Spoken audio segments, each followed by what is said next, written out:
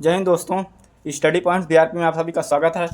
तो आज हम लोग करने वाले हैं एसएससी फेज 13 का जो फर्स्ट शिफ्ट हुआ है 25 तारीख का, उसका करने वाले हैं क्वेश्चन। एकदम एक्यूरेट मिलेगा आप लोगों को। आइए क्वेश्चन की शुरुआत करते हैं। क्वेश्चन नंबर 1 पूछा गया है, लोकसभा कौन भंग कर सकता है? तो राष्ट्रपति भंग कर सकता है लोकसभा को। और इससे जुड़े हुए कुछ महत्वपूर्ण फैक्ट को देख लेते हैं जो आगे आने वाले शिफ्ट में पूछे जा सकते हैं। लोकसभा को भंग करने की शक्ति राष्ट्रपति के पास है। भारत के संविधान के अनुसार 85(2)(b) के अनुसार भारत के राष्ट्रपति के पास लोकसभा को भंग करने की अंतिम शक्ति है। लोकसभा का कार्यकाल 5 वर्ष का होता है, लेकिन यदि संबंधी प्राचार्य चाहे तो इसे पहले भी भंग किया जा सकता है। लोकसभा को 2 तरीके से भंग किया जा सकता है। वो तरीके कौन कौन से हैं? जब बहुमत का नेता लोकसभा को भंग कर देता है। दूसरा है जब सबसे बड़े दल का नेता लोकसभा में बहुमत हासिल नहीं करता है तो हकदार शक्ति राष्ट्रपति को अधिकार देती है। आगे है लोकसभा के बारे में बताया गया है, यह अनुच्छेद 81 के अंतर्गत आता है। लोकसभा जो है अनुच्छेद 81 के अंतर्गत आता है, इसको भी याद रखेंगे, यही पूछा जा सकता है। आगे है इसकी अधिकतम संख्या इसके एंग्लो इंडियन समुदाय के साथ 552+2 सदस्य हैं। इसमें राज्यों के 530 सदस्य और केंद्र शासित प्रदेश के 20 सदस्य शामिल हैं। जनवरी 2020 में 104वें संवैधानिक संशोधन अधिनियम 2019 द्वारा भारत की संसद और राज्य विधानमंडल में एंग्लो इंडियंस आरक्षित सीटों को समाप्त कर दिया गया है। जो 2 सीटें एंग्लो इंडियंस की थी उनको समाप्त कर दिया गया है। लोकसभा की वर्तमान क्षमता 545, ये भी पूछ सकता है कितनी क्षमता है, और ये भी पूछ सकता है कौन से संशोधन के तहत एंग्लो इंडियन को समाप्त किया गया है। ये सभी क्वेश्चन पूछे जा सकते हैं आगे वाले शिफ्ट में आने वाले। तो आगे दूसरा क्वेश्चन नंबर है, इनमें से कौन सा शास्त्रीय वाद्य यंत्र है? तो इनमें से जो है सितार, वीणा, सरोद और बांसुरी, जो भी ऑप्शन में दिया गया होगा वही आप लोग लगाए होंगे। ये सब शास्त्रीय वाद्य यंत्र हैं। आगे कुछ और फैक्ट देख लेते हैं इससे। शास्त्रीय संगीत में कई वाद्य यंत्रों का उपयोग किया जाता है। इनमें से कुछ प्रमुख हैं, जैसे सितार हो गया। सितार में क्या होता है? यह एक तार वाला वाद्य यंत्र है जो हिंदुस्तानी शास्त्रीय संगीत में इस्तेमाल होता है। आगे देख लेते हैं वीणा क्या होता है। वीणा यह भी एक तार वाला वाद्य यंत्र है जिसे भारत का राष्ट्रीय वाद्य यंत्र माना जाता है, हालांकि यह आधिकारिक तौर पर नहीं है। अब सरोद को देख लेते हैं। यह एक कर वाला वाद्य यंत्र है जो हिंदुस्तानी शास्त्रीय संगीत में उपयोग किया जाता है।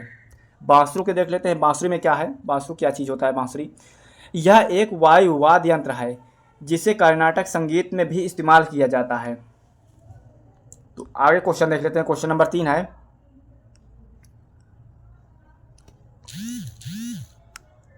3 नंबर क्वेश्चन है, मथुरा कला किसके समकालीन थी? ये थी गांधार कला के समकालीन थी मथुरा कला। और इससे जुड़े कुछ फैक्ट देख लेते हैं।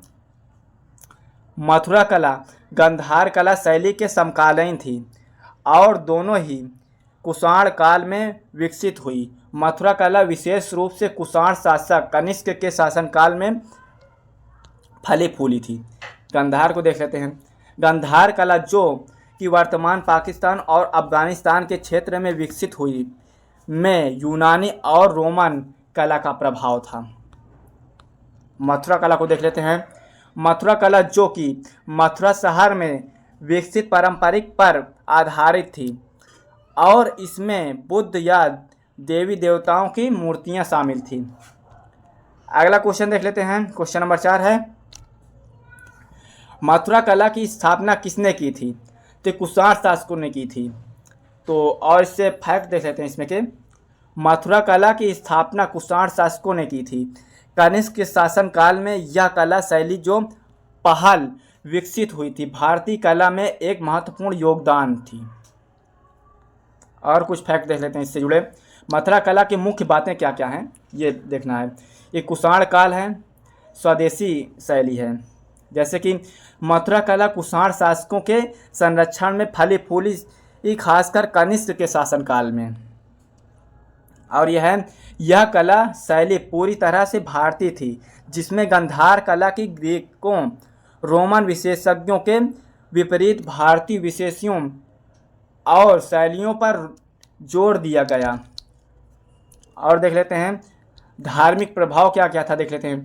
मथुरा कला में बौद्ध, हिंदी और जैन धर्मों के देवताओं और प्रतीकों, मथुरा कला में उपयोग की जाने वाली मुख्य संग्रहिक लाल बलुआ पत्थर थी, जो मथुरा क्षेत्र में उपलब्ध थी।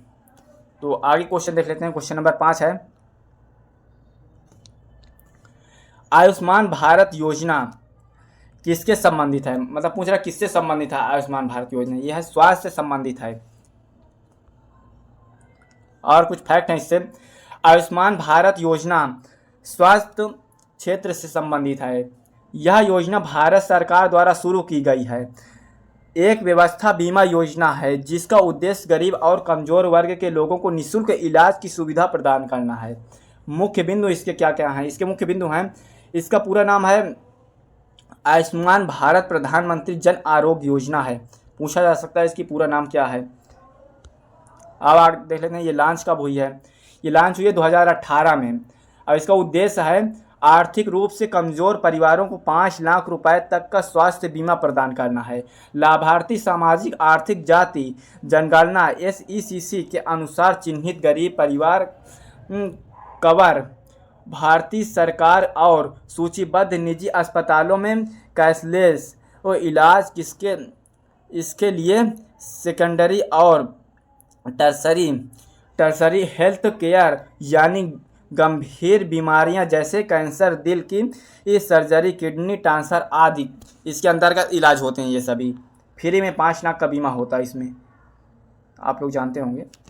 आगे क्वेश्चन नंबर 6 है, संविधान के किस अनुच्छेद में अल्पसंख्यकों के हितों का संरक्षण प्रदान किया गया है? ये किया गया है अनुच्छेद 29 में।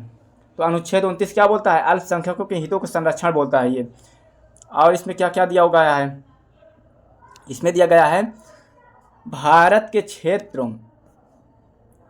क्षेत्र या उसके किसी भी भाग में रहने वाले नागरिकों को किसी भी वर्ग के अपनी एक विशिष्ट भाषा, लिपि या संस्कृति है।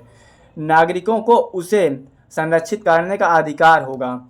किसी भी नागरिक को केवल धर्म, मूल वंश, जाति, भाषा या इनमें से किसी के आधार पर राज्य द्वारा संचालित या राज्य निधि से सहायता प्राप्त की जाएगी।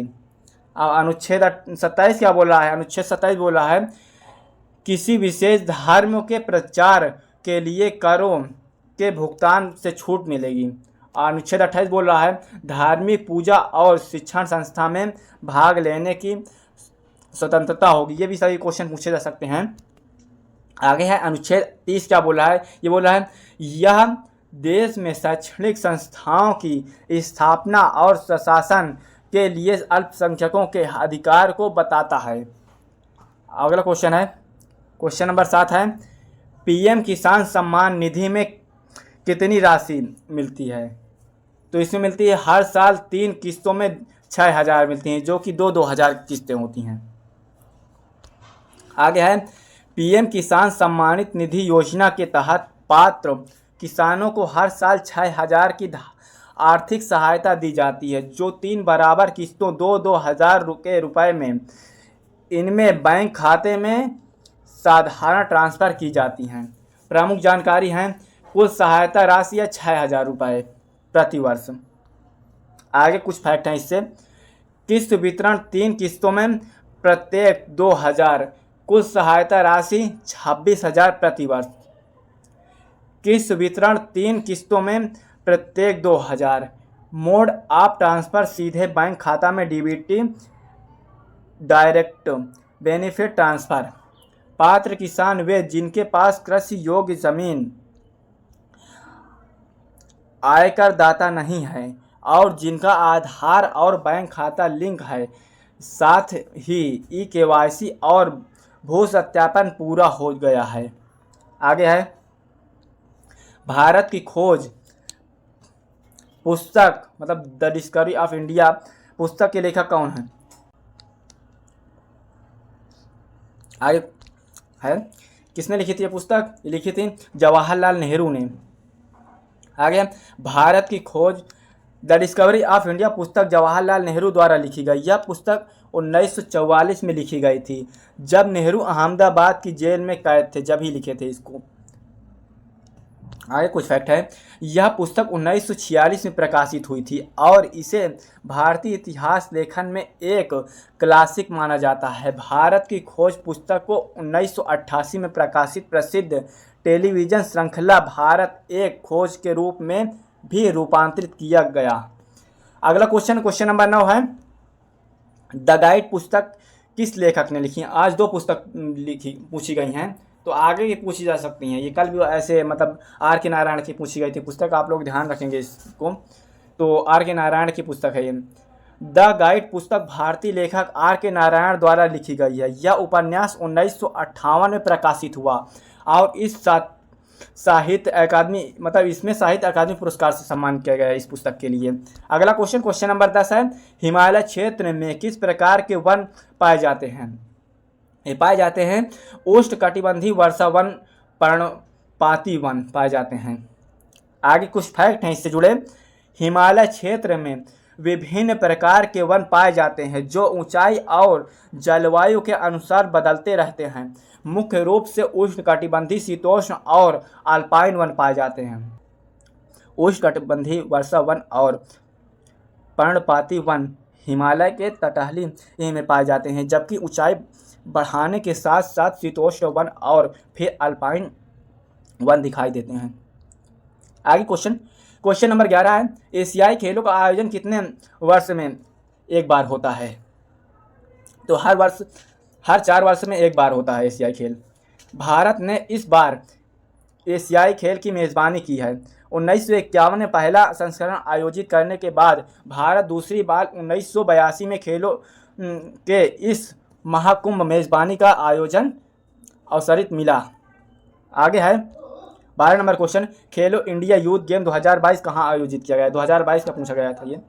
ये किया गया है भोपाल मध्य प्रदेश में। और 2025 का पूछे तो 2025 का बिहार में किया गया है। ये भी पूछा जा सकता है जब ये 22 का पूछा गया है। तो आगे कुछ जुड़े इससे फैक्ट हैं। भारतीय खेल प्राधिकरण 31 जनवरी 2023 11 फरवरी 2030 तक भोपाल मध्य प्रदेश में खेलो इंडिया यूथ गेम 2022 का आयोजन निशानेबाजी 1 फरवरी 2023 से 6 फरवरी 2023 तक आयोजित की गई। अगला क्वेश्चन है क्वेश्चन नंबर 13 2011 के अनुसार सबसे अधिक जनसंख्या वाला राज्य कौन सा है? यह है उत्तर प्रदेश है।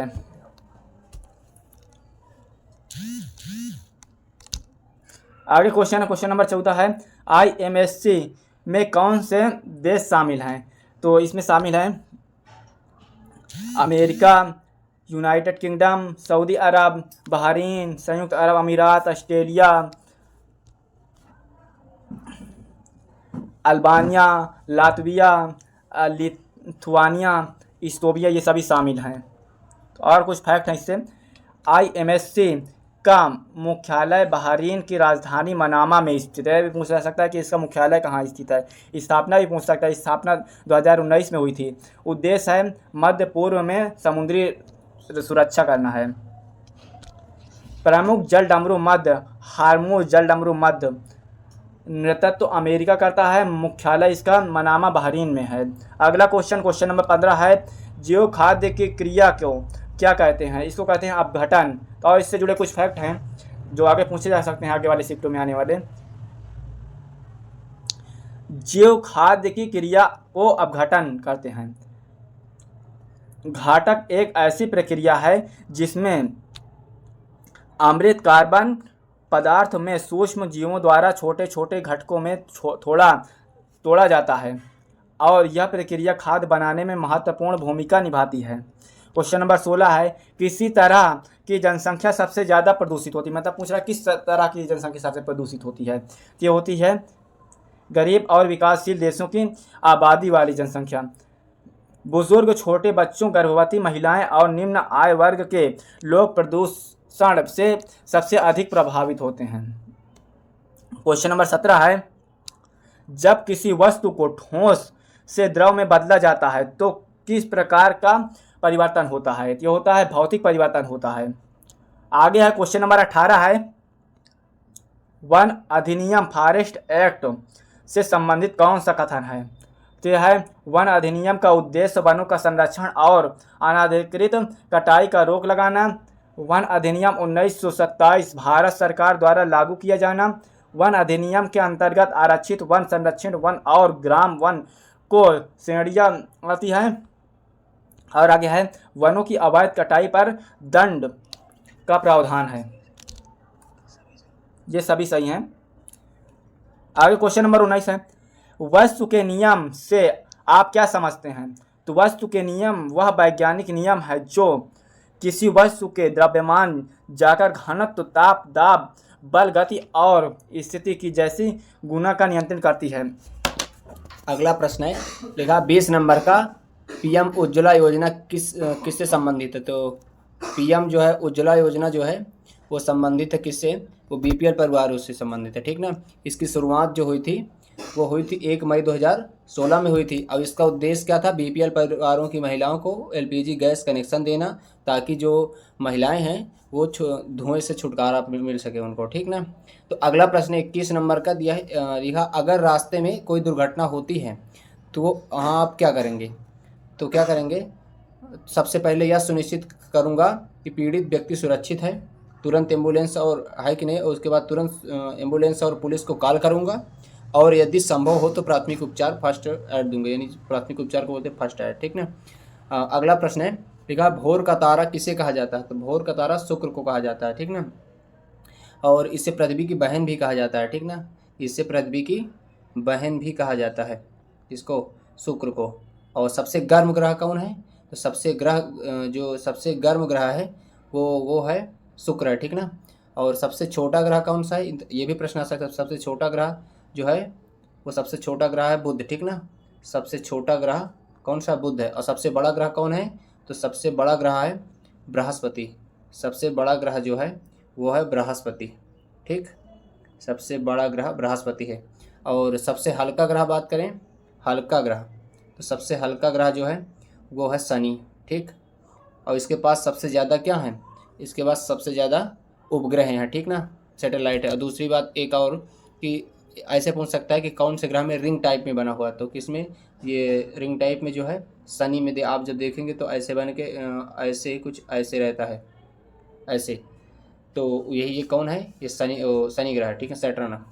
तो इस प्रकार से प्रश्न पूछे जा सकते हैं। तो आप इन सभी प्रश्न को तैयार कर लेना, ताकि आगे आने वाली परीक्षा में जरूर फंसेंगे, ठीक।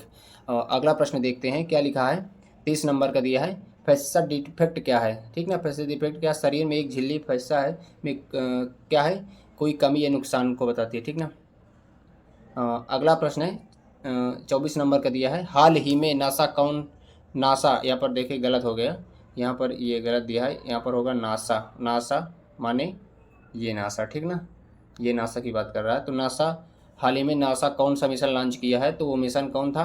वो था स्पेशल शटल प्रोग्राम एक्सिम ओम 4, ठीक ना। कौन सा? स्पेशल शटल प्रोग्राम एक्सिम ओम, ठीक। तो आप देख रहे हैं कि ऐसे प्रश्न जो हैं वो फंस रहे हैं। तो आप इन सभी प्रश्नों को क्या कर लेंगे? तैयार कर लेंगे। जिसका हो गया वो अपना मिला लेगा, और जिसका नहीं हुआ, आप इन ऐसे ही प्रश्न आ रहे हैं तो आप इनसे संबंधित प्रश्न पढ़िए और अच्छे से पेपर दीजिए। तो आज के लिए बस इतना ही। अगली शिफ्ट पेपर के लिए हम फिर वीडियो बनाएंगे, ठीक। तो जय हिंद दोस्तों।